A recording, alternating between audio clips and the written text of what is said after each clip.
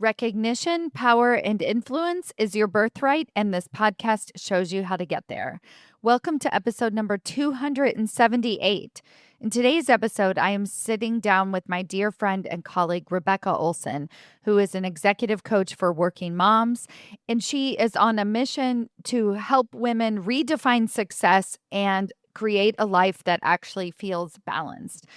This is a super candid conversation that we created. It's basically like recording a coffee chat where you're getting all of our inner thoughts and wisdom about what it means to be a woman, a mom, and to have success in the workplace. And it takes many different turns and directions. I think you're really, really going to enjoy it and get a lot out of it. So let's get started.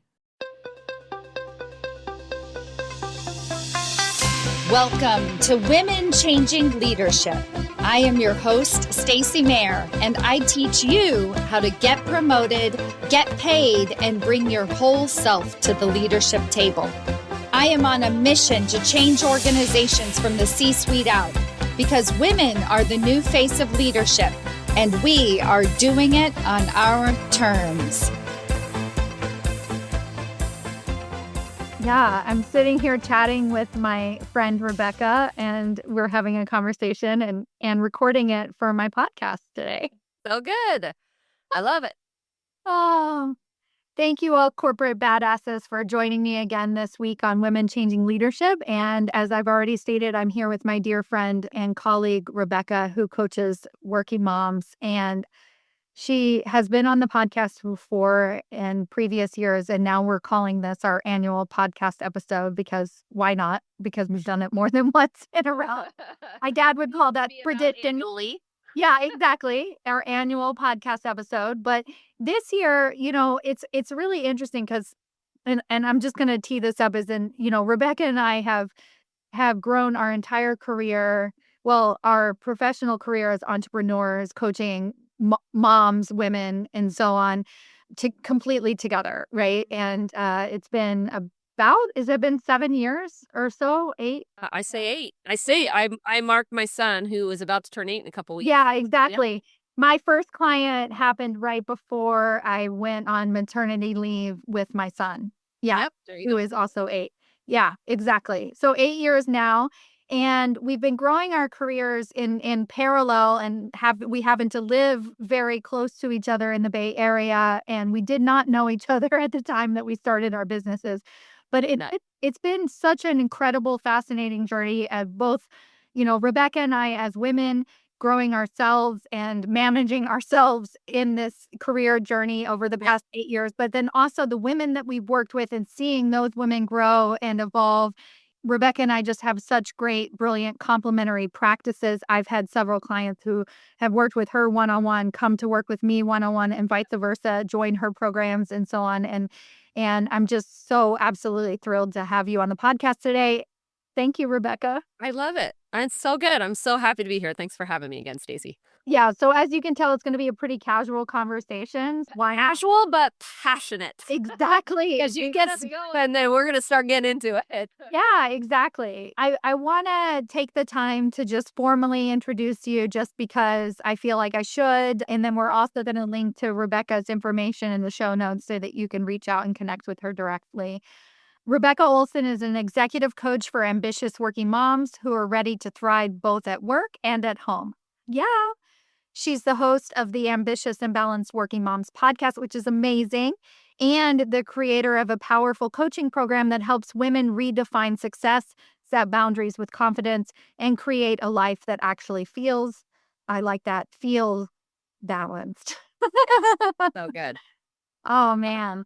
So I was telling Rebecca before this, I have lots of fuel to the fire because of my clients and things that are happening for me in my life with my children and my work and everything. But there was a woman at Phil's Coffee. So Phil's is a boutique coffee shop in the Bay Area. So good. It's so good and so fancy. She just started talking to me. I was smiling at her baby who was like, I don't know, maybe 3 months old and smiling at me. Absolutely beautiful baby. And she just decided to share with me how tired she was and how she was struggling. But luckily her baby finally slept through the night, and she's hopeful. But apparently she's been working for the past couple months as a teacher. So, here I am running into her around lunchtime at Phil's, and she's like on a break of some sort.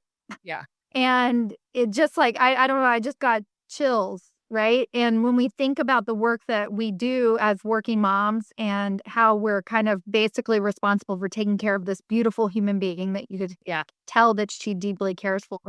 And then she's also a teacher and she's trying to care for those children and other minds and then other peers and bosses and all the things that we have to deal with on a regular basis. So what kinda comes up for you when I say that, Yeah. Rebecca?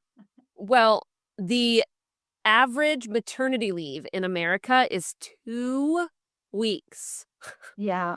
Yeah. Yeah, exactly. So clearly that's what she's saying too, is like 2 weeks. Yes.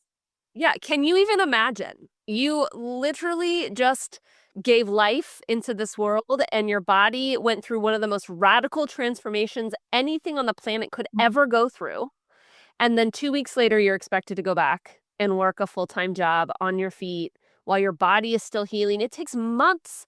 We know now it takes months for us to get back to a more normal state in our body, right? On all sorts of levels, emotionally, mentally, the adrenaline, the hormones, all the things, and we're expected to return. It's now it's mind-boggling. Now, most of the people that probably listen to this podcast right, are not actually in that situation. They are in a type of career that likely gives more than 2 weeks. But still, it says a lot right. about where we're at culturally in this country and how we undervalue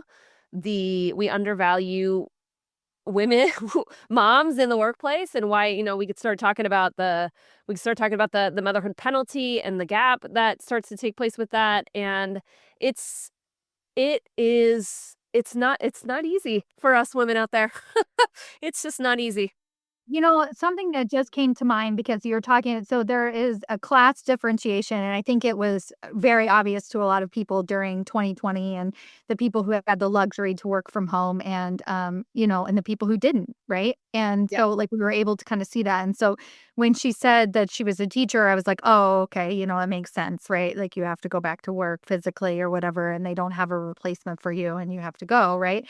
And then a lot of the people who listen to my podcast or privileged in some sort of way. But in terms of the gender pay gap, actually, we notice that it affects women at the higher educated levels more directly. So when you see the biggest gaps, it happens at that senior director VP level with between women and men. So if you kind of think of a minimum wage job, a minimum wage job does not have a gender pay gap because there are requirements and there are things in place.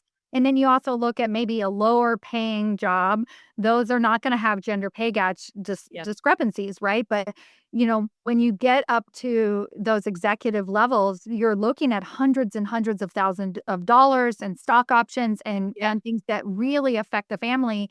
And so, yes, we could say, we're privileged, we have, better opportunities and so on, but I still have women who are struggling, who are unable to even come close to their boss's salary. And then if we're dealing with layoffs and things like that, they're dealing with real life circumstances that are affecting their careers and their ability to be successful working moms.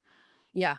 Yeah, and we're talking about a pay gap. We can also just talk about the gender gap generally, Yeah. right? And the difference in percentage of women that are in those roles versus men that are in those roles. And this is where our two worlds really collide because women make the biggest and most poignant decisions about their career at the same time they become moms. I mean, if you think about women in their career, usually at this point we're actually not having kids until around the age of 29 to 30, Mm. and for those that are educated it's later, it's like 32, 33. So you've gone through a decade of your career and you've worked your way up to that point, and now you're starting to get lots of, these are where the big jumps happen into senior leadership Yeah, roles and so forth. totally. About the mid into the second decade of your career, it's also the time we have kids. Uh-huh. And at that time, women are so confused. They are raging with hormones, like physically going through all sorts of things. They are asking so many big questions because their world has literally just been turned upside down. And without external support, whether that's from somebody like a coach or just a manager, a boss that cares enough to ask some of these Mhm. questions, women are left to figure out what they want to do Right. in the Right. midst of this confusion. And what we know statistically is that in women make the most decisions about their career at this point within the first 18 months of having their first kid, and a third of them, about 33% of them, leave their job. 33% of them leave their job. That's huge. Now, some of them go and they become stay-at-home moms for a while, they take a little break or something like that. Obviously, many of them do return to the workforce after that, but after a break. And so now we're talking about breaks in our career, resume gaps, things like that that start to affect us as we move up the chain, right? And which is why we start seeing less and less women as we go up, because the pipeline, we've literally like lost them in the pipeline right around motherhood. It's such, if we want to see more women remaining in leadership roles and we want to see them at the top, we have to be supporting them at the time that they're having kids. It's like it's a vital part of the entire pipeline that we do that.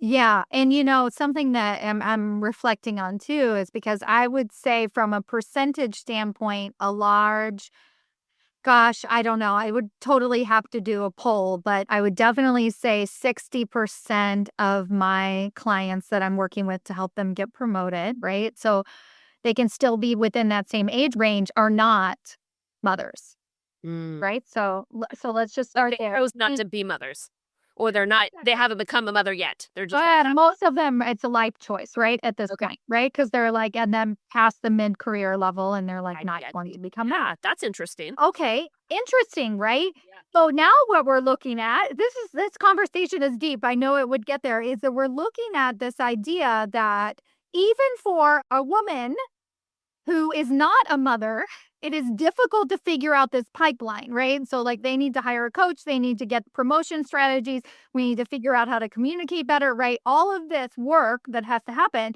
And then now you add on to it the difficulties or, that you would have if you actually had children at home.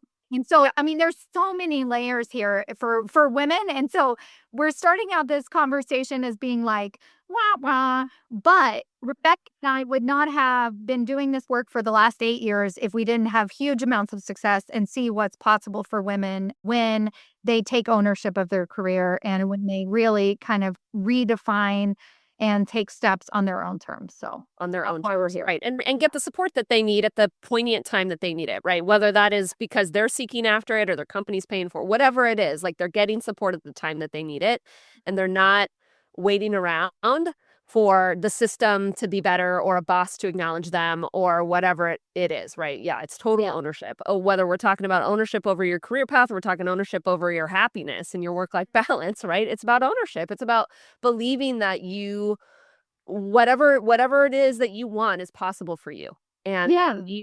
you can go after it and find it, right? The system, while might be stacked against you, is not impossible for you to navigate.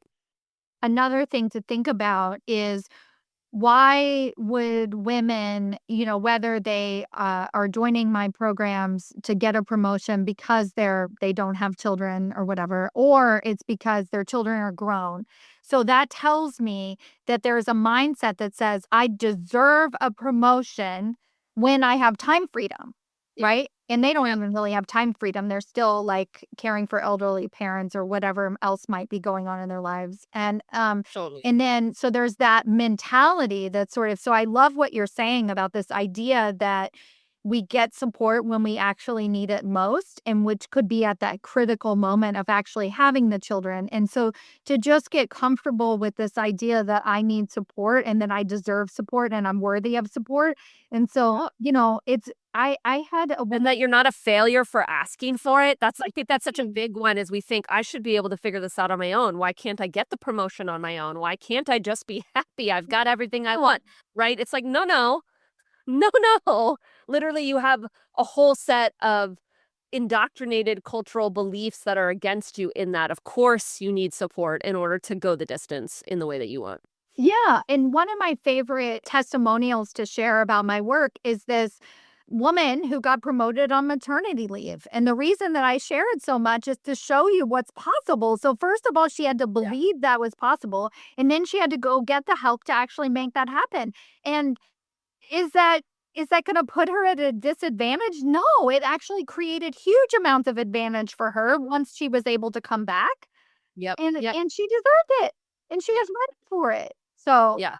It's when you believe that your value doesn't change. I actually really think that this yeah. is an important thing for the audience to wrestle with. Your own bias against essentially being a working mom and the value that you give to your company, because I think we even as women have an inherent bias against us, believing that you're right, we aren't going to be able to give everything that we're less valuable to our company because we're having kids. On some level, I think we as women kind of believe that.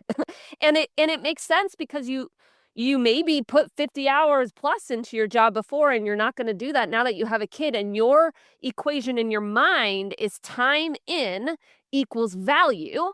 Right. And now that I can't do that, I am less valuable to my company, so I don't deserve the promotion, so I don't deserve to be paid, to get more money, or to go after whatever it is, because I'm not giving it everything that I was able to give it prior to kids, right? And I like let's we gotta call a spade here. Like that is everything about that mindset is backwards. One, Yes, I mean, I was thinking about the guy on the golf course. Like, no guy on the golf course is thinking I am less valuable to my company. and statistically, we actually know that per kid, a guy, a dad, a father gets paid more. Yes. They get paid, it's like 5% more per kid or something like that, and women, it's like 8% less per kid. It's kind of ridiculous, right? So we know that that's not the case. We see examples of that, and yet we still have this mentality that success and value and time are interrelated, Yes. right? And we have to pull apart this equation in our own mind so that we can advocate and we could speak up and we can believe in the value that we already offer, and go after the promotion and the life that we really So I want to argue that success and value and time are interrelated in the way that we don't think, right? So what we see happen around us is we get very frustrated because that guy who's going to the golf course actually gets paid more money, or the guy who had more kids and he gets paid more money. Yeah. And so what that tells us is that actually the less time that we spend at work, we make more money. Okay. Now, strategically, right? Yeah. And so this is where the coaching comes in. This is where some of the guidance comes in because we don't know what to do instead. Yeah. Right. Exactly. And so we have to start, if we move ourselves out of this working for hours, working, the hours equals the dollars and our value, then what? What else do we do? Because as women, we're often very responsible, and we have a very high work ethic, and we want to work really hard, and we want to give, give, give. But what you can start to do is you can start to be more strategic. I want to give a very specific example of a woman who got a huge promotion as part of her pre-maternity leave package. And her strategy for maternity leave was to work herself out of a job. And she's like, I could be sacrificing my entire career, but for the first time, this feels right. So what she did is she advocated for a promotion, and then she taught her team how to do her job better than her. So when she came back, she stepped into a role where everybody else was very successful. Then what she had to do when she got back is then create exposure and to work on big projects with the CAO directly. This makes so much sense, right? Like, it's like, yes, I get it. Really? How do I do that? Yeah, for sure. And it's so in my program, Ambitious and Balanced, this is my 3-month group coaching container that is all about like learning how to live priority first and actually experience the happiness of the life that you have today, right? Because so many women are like, I have it all, and yet I'm not really happy. I'm not really experiencing it, right? So that's what this program's all about. The second part of what I teach, like step 2 of my equation, is all about redefining success. Because if success and time, if success and money, if success, what are all of the stories that we tell ourselves about what makes us successful, me always being available, me always being responsive, me answering every email when it comes in, me working late, like however, all the stories that we like to tell ourselves about the things that have made us successful in the past, like they are not going to be the things that make us successful in the future once we have kids. And so we have to actually untangle those and recognize that those really weren't the things that ever made us successful ever to begin with. Yeah. Right? We own that success. It's the value we put into something. It's our strategic thinking. Like those, if you really look at the moments that you have created the most value for your company, it was not in the hours worked. It was in the ideas Yeah. put forth. It was in Yeah. your ability to problem solve, strategize, pivot, make hard decisions in the moment, value-based thinking, though that's what created the value. It was not time. And we have to redefine this for ourselves so that we can actually have a definition of success that serves us moving forward in our life, that incorporates, both a life of success at work and a really successful personal life, home life, however you decide to live that.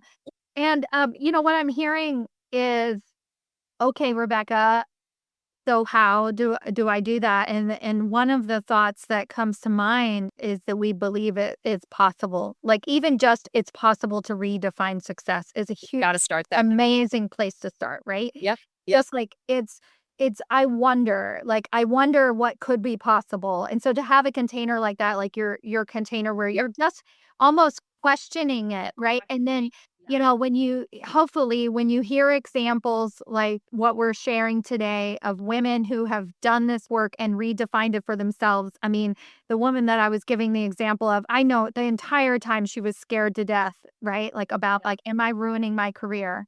But, Yeah. the woman who was also sitting at her desk working really hard and then hired me afterwards who said, crap, I did everything right for this company for 22 years and I was the first person laid off. So, like, we're wrong. So, the we like that to be wrong of what's going to create success or whatever, right? I- Is the place to It's start.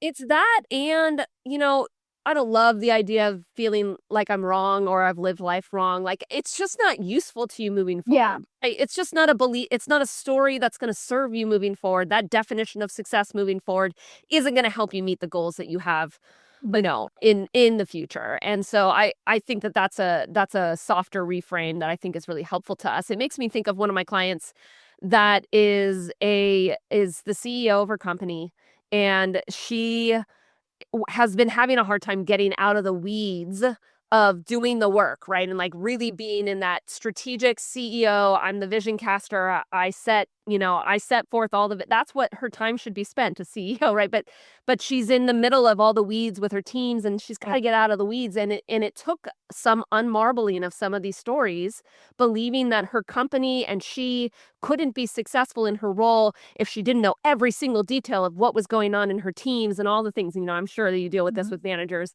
having to do the same thing, right? Yeah. And we had to keep unmarbling this and like thinking about what really was made her successful in her role. What did the company need? What did her team need? How did we want to define that as success? And then with that bigger vision, like zooming back in and going, should you be doing that task? Is that Right. really the most value for you, for your company, for your team, for your family? Like, let's really dial it in. And she really ruthlessly having to go through her yeses and her nos to every meeting, to every project, to every task for a while, and going until she got to this point where she's like, I see what makes me the most valuable for my company moving forward, right? And it took Yes. some unmarbling of some of those old ways of thinking about success, because success for her before was, I'm in everything and I know everything, and anybody could ask me anything in the company and I will have the answer to it even though I'm at the top, right? And it's like, well, that's not going to work moving forward if you're going to grow your company to where you want to grow it to, and if you want to have work-life balance in your life, right? And so it's such an important part of the process. I was just thinking about as you were talking, some of the ways that I've had to apply this to my own definition of success and what I see for myself. I'm curious if anything kind of comes to mind for your own success and ways that you've had to redefine it for yourself. I took a nap yesterday in the middle of my workday. No, I'm thankful I get to work at home and I get to take a nap every once in a while. But I got up from that nap. It was 22 minutes actually, because I've done some research before on exactly how long a nap should be and like the most optimal time. It's 22 minutes, if anybody wants to know. That gives you the right amount of time to fall asleep, the right amount of time to be in sleep, and then the right amount of time to come out of sleep. So it's 22 minutes. So I set my alarm for 22 minutes. I woke up just before the alarm went off and I said to myself, that was one of the most productive things I did for the day. And I had this thought I just had a moment where I was like, I remember a time where this was so hard for me to do. Like every ounce of me, I needed the nap before, Mhm. but I wouldn't allow myself to take the nap moving forward at that time, earlier, I wouldn't allow myself to take the nap because productivity, checking more things off the list, this is what success was. This is what value was. Mhm. This is what made me feel good as a worker, in whatever way. And now I know that the most valuable thing I can do is have a strategic mind. And a strategic mind requires rest. And when I am that tired that I need a nap for 22 minutes, it is the most productive thing I could ever do with my time. But it's because I'm so bought into the idea that my mind is what brings me value. What is where my value lies in this world. It's where I'm going to put the most value into this world is when I am able to think strategically. And sometimes that requires a nap in order to do that. And 100%. But that is a new philosophy for, Yeah, yeah, yeah, yeah, you for know, sure, for sure. Last week, I actually missed a coaching call, and on purpose. So I had to take my son to the doctor, and it did not go well. I mean, he's getting his cath removed. I have to tell you what happened, so you don't think it's sort of this horrible thing. But he got his cath removed, and it was not healed, and there were lots of tears, right? right. So, and I told you about this, Rebecca, right? So I had a coaching call coming up. And so I decided I was going to take care of myself. So I was like, I need to be here with my son. We're not going back to school. And I would like to sit on the couch and be with him. And as an irresponsible CEO, I cancel, I was like, I need to Yeah. cancel. So I canceled it in what I thought would be plenty of time. Wouldn't you know it that woman reached out to me and my assistant like 3 or 4 times. I need to talk to Stacy. I have to reschedule, right? So the guilt just built up, built up, built up. I felt terrible. I was like, wow, this isn't like me. I never cancel calls. Like maybe I shouldn't have done that, right? All of these things. I want to tell you how the story ends. Please do. I That can't wait. woman got promoted. I almost believe she got promoted because I missed that call. Because what she did is she had a call coming up with her boss. And she was like, "I have to tell him, all these things, and Yeah. I need to talk to Stacy. Like, I need her to, give me the check Help mark." me, coach me. Yeah. Yeah. And so what she did is she looked at her coaching notes. We had been working together for 6 months. Right. So she went back through her coaching notes. She talked to a friend of hers. She went back through her value. She knew what to do. She trusted herself. She said the words and she got promoted. Yes. And the first thing she said with the net, and so the reason of the urgency was like, I need to talk to you, right? And Yeah. so, but here I was projecting mostly from a guilt perspective, right? Like, oh man, I really shouldn't have done that. I mean, I'm glad I spent time with but right, this is what we're dealing with as working moms. Like, we do the thing and then we feel terrible about it and like, oh, I shouldn't have done that or whatever. And so that really taught me, and I said, "This is such a gift that you've given me to see that my ability to take care of myself, just like you're saying the nap, is like could be the most productive thing I did all day." And not only was it productive for me, but I really believe now that it was productive for you. And I think that you learned more from this promotion conversation than you would have if I told you. And I had already told her what to say. Like she knew what to say. She had to tap into herself. Right? Of And course. that's probably Happen to self-trust. yes, self-trust.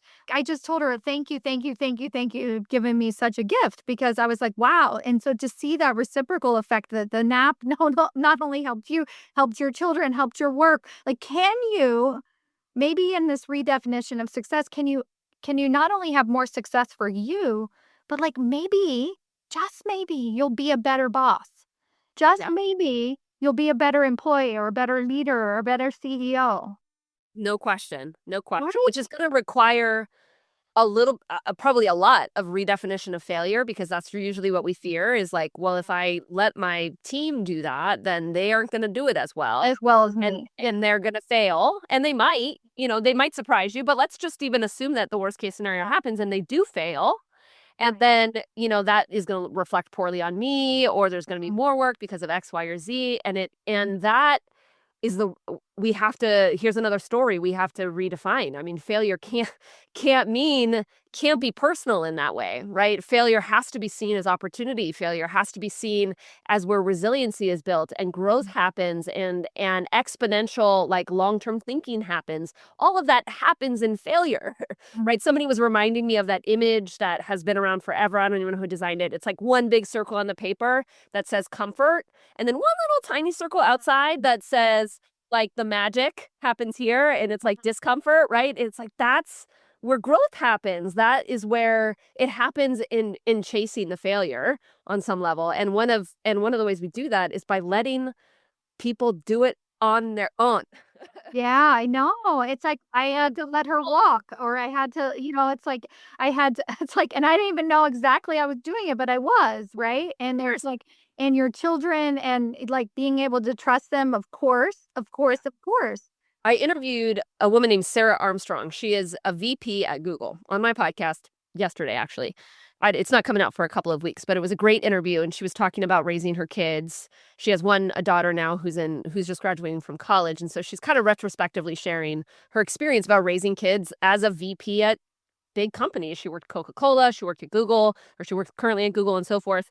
And one of the things that she talked about, and this like fits squarely into the work that I teach as well, is she talked about how she would walk into her home and she would have like her bag or whatever it was, right, with her computer and so forth in it. And she immediately opened the closet. She stuck the whole bag with the laptop in it and she closed it. And she called it like it was her family time. It was her daughter, I think, was named Grace.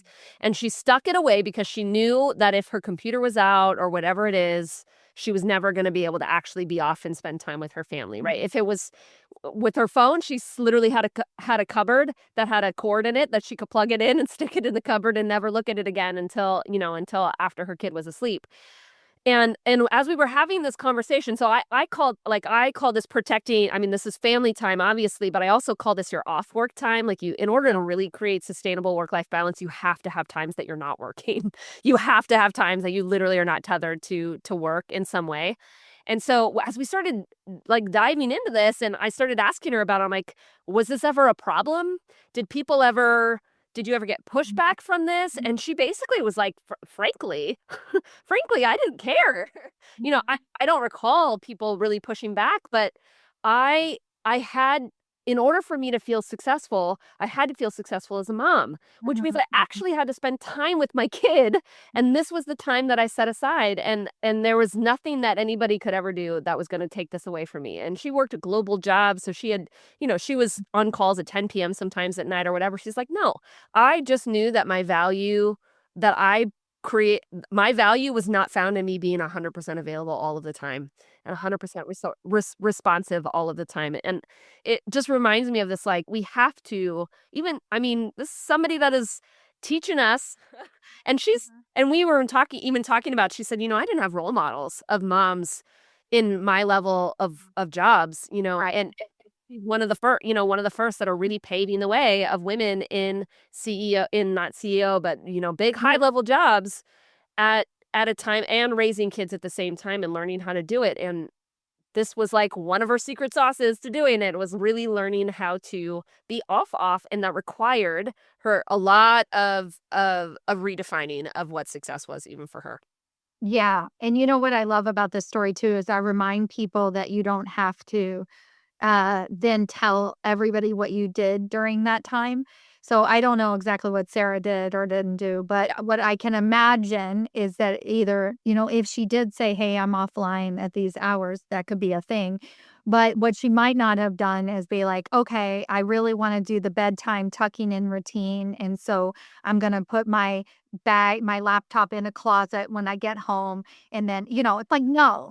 And so, but yet we're doing Live your life. Stop having excuses. and you know this woman, Rebecca, the woman who goes home at 4 o'clock because she has to take her kid to soccer practice and she decides to tell her boss exactly why she's doing it, right? And she's like, I have to leave at 4 o'clock because it's important to me to take my kid to soccer practice and to make sure that, whatever it is. The way you're describing this is this level of certainty and this willingness to just like go all in and to say, hey, I am enough, which also doesn't mean that we apologize for it afterwards.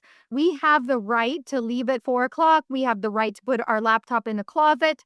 We have all of those things. And we also have to trust our ability to step up as needed, when needed, for real, whatever it might be. Come on. If this woman, a VP at Google, can do this, you can do this too. Yeah, there's no question. There's no question. And it goes along with another concept that I think is really important, particularly for moms, which is that when we start having kids, our goals become twofold, right? Mhm. It used to be just about our career and moving forward and making big strides, but then we have kids and then all of a sudden this tiny human comes into our lives and it's like, well, they're important too. They're maybe more important, right? But the job is still important too. So now you have your career that's really important to you and you have a family that's really important to you. Now our goals of success become twofold, which means both of them have to feel good and both of them have to feel like they're successful at the same time. If one of them is moving forward and the other one is failing as a result of it, then they're both failing. Like we just don't feel good about it. Yeah, we They don't. both have to move forward at the same time. And so I kind of debunk this, like the way we sometimes think about it is it's like, oh, it's this ebb and flow and sometimes work takes prominence and sometimes family does. And it kind of goes back and forth. And Yeah. yes, maybe in practice sort of that's the case, but really like it's about both of these areas of life that are really important to us feeling like they're getting your best all of the time and that you're not sacrificing one for the other, right? The goal is twofold and they both have to move forward at the same time. Yeah, absolutely. No, that makes a lot of sense. So, Rebecca, anything else that, I mean, we've touched on a lot of topics today, so I'm curious, like anything else you want to make sure that my listeners hear today? We've talked a lot about redefining stories. We've talked a lot about success. We've talked a lot about, really owning your value. And I think that if you sit down and and want to reflect on this and start thinking about what are the stories that you're telling yourself that really isn't serving you anymore about a success, about value, like if Uh-huh. you sit down and you try to do that exercise Mhm. and you get stuck, Mhm. because you're probably out of practice. Most of us are. We don't Mhm. think about ourselves in really powerful ways. We don't Mhm. own our value and we don't think about the value that we possess. We don't think about what makes us successful. In fact, it's really really uncomfortable to do it. And so if you're somebody that finds yourself really uncomfortable or comes up with a blank page literally, like Mhm. you have no idea what to say, one, you are not alone. It doesn't mean something's wrong. It doesn't mean you're not valuable. It Or doesn't mean you you're just not have value. successful. Yeah. Just me, it means that you're out of practice thinking about yourself in this way, or you've just never been taught how to do Oh. that. And I across the board, I think we as women, that's true of us, right? We're not given this vocabulary. And so it does take some development of that language. But two, don't settle for that. You are a freaking badass. Mhm. Get the support from somebody like Stacy, somebody like myself, a boss, whomever it might, a mentor, whomever it might be, but don't settle for this idea that you don't know the value that you possess. You don't know what makes you successful. You don't know how to own that. And because when you don't know any of that, not only are you going to be less likely to get promoted or you're waiting around for your boss to promote you, which may or may not ever happen, you're also not going to be happy in your life because you're not really owning your happiness. You're not taking control of it, right? Work life balance is going to be near impossible for you because you're always going to be prioritizing things that may or may not be actually important to you, right? Mhm. The importance of like actually doing the work to step back and actually put words to these things. I mean, I can't, if your brain has no direction, it can't go down the path, right? Like it's so important to do this work. And I know it's a part of both of such an integral part of both of the coaching that we do. And so get the support you need. Don't settle for that. Yeah. Something that I often remind my clients when they're trying to come up with this vision or trying to come up with these ideas and like put it on paper and stuff, and it's just like this blank, because that, again, like Rebecca said, it happens all the time, All the like time. all the time, is to actually like reflect on what you're already doing. Like really, like, so there's the idea of success, but then there's also like, well, let's look at yesterday.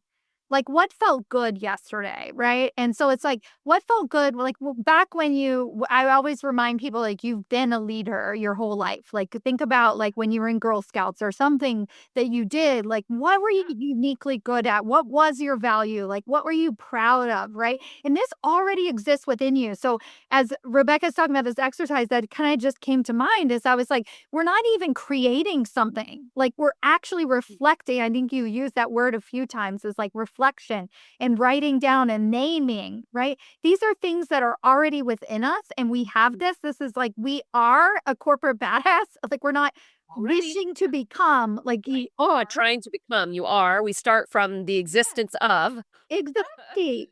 And then just and go from there. Yeah. writing it down, and then let's create more of that. Let's get that support and have more in our lives, and, oh, it's just, like, it's so So good. so good. I have a gift for your audience that helps kickstart this a little bit. So I call it the daily kickstart. Okay. It is geared towards working moms, but it is a by far and away the number one tool my clients tell me has made like the biggest change in their life. And it's a 10-minute morning practice that does just this. Like it gets your mind into that badass state Yeah. Yeah. at the very beginning of the day. Yeah. And then it helps you learn how to maintain that throughout the day in a variety of ways. So I will give you the link to that to make sure that's in the My show god, notes. that's So amazing. good. Yeah. Yeah, So I love that because, when if you're one of those people who checks your emails first thing in the morning, like, that's not a good way to start your day. no, it is not. This gets ahead of all of that like spiraling, negative self-talk, self-doubt Which kind of stuff happens, that goes it's on. already gonna happen all the Yep. time. So, like, Yep. Yeah, and I would say in just like literally a week. When my clients say I committed to it for a week and they come back to me, they're like, I can't even tell you how much that made a difference. It's like, oh yes, it makes a difference when you put a little bit of intention uh, behind how you think about yourself and you get ahead of some of those kind of self-doubty thoughts that happen. oh my goodness, So that's good. amazing. Thank you, Rebecca. Yeah. Thank you so much. And then also definitely listen to her podcast. I was on her podcast a few weeks ago, so we'll link to that in the show notes as well. And yeah, I'm just so delighted for your presence in this world and to have you as a friend and to share your knowledge with my audience. Thank you for everything that you do. Always, always, and always. Thank you so much for having me.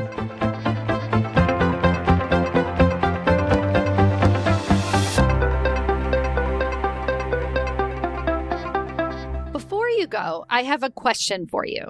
Do you know how close you are to your next promotion? Really?